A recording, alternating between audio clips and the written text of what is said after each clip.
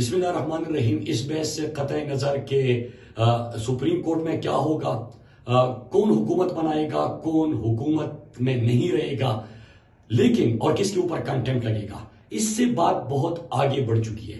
ایک طرف واضح پیغام عوام کو اور قوم کو دیا جا رہا ہے کہ کر وہ جو کرنا ہے، فیصلے تو بند کمروں میں ہم نے کرنے ہیں، اور دوسری طرف عوام ہے.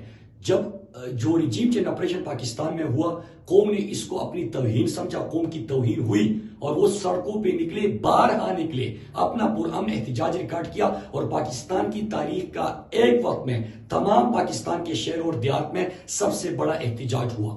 17 جولائی کو پھر قوم نے ثابت کر دیا ان لوگوں کو جو کہہ رہے کہ کر لو جو کرنا ہے، تمام طاقتوں، تمام زمینی طاقتوں کی موجودگی میں اور تمام تشدد اور ظلم کے باوجود قوم نے 17 جولائی کو اپنے ووٹ کا تحفظ کیا، بھاری اکثریت میں آئے اور پاکستان کی تاریخ میں پہلی دفعہ تمام طاقتوں کو قوم نے شکست دی.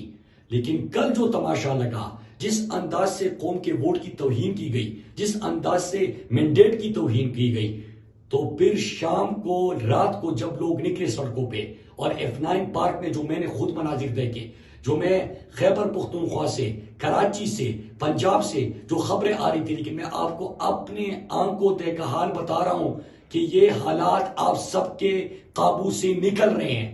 ہم پہلے بھی کہہ چکے ہیں کہ اس وقت اگر پاکستان میں سری لنکا جیسی صورتحال نہیں تو وہ عمران خان کی مرہونی منت ہے.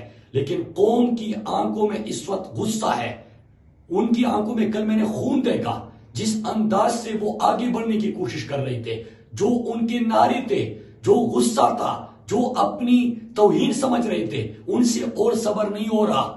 ان کی صبر کا پیمانہ لبریز ہو چکا ہے. میں وارن کرتا ہوں، جو رپورٹرز وہاں پہ موجود تھے، جو صحافی موجود تھے، انہوں نے خود یہ مناظر دیکھے کہ ہم نے کتنی مشکل سے ان کو قابو کرنے کی کوشش کی، کس طرح ان کو روکنے کی کوشش کی. لیکن اب یہ سب کے قابو سے حالات نکل رہے ہیں.